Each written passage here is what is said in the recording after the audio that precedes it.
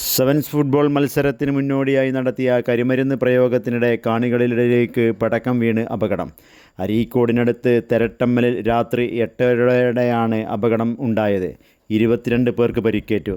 മൈതാനത്തിൽ നിന്ന് ഉയർത്തിവിട്ട പടക്കം ഗാലറിയിൽ ഇരുന്നവർക്കിടയിലേക്ക് വീണ് പൊട്ടുകയായിരുന്നു. ഇതോടെ ഗാലറിയിൽ ഇരുന്നവർ ചിതറിയോടി. ഇതിനിടയിലാണ് 19 പേർക്ക് പരിക്കേറ്റത്. 3 പേർക്ക് പൊള്ളലേൽക്കുകയും ചെയ്തു.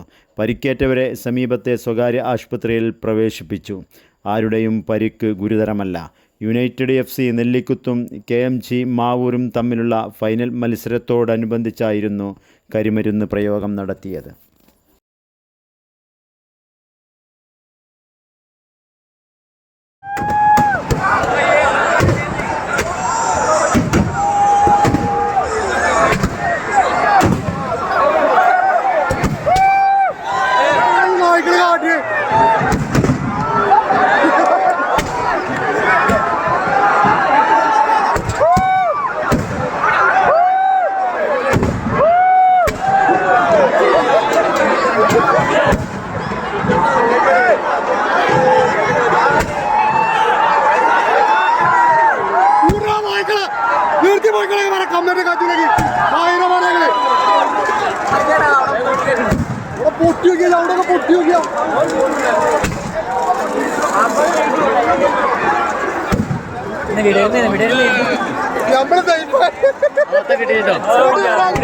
നമ്മള്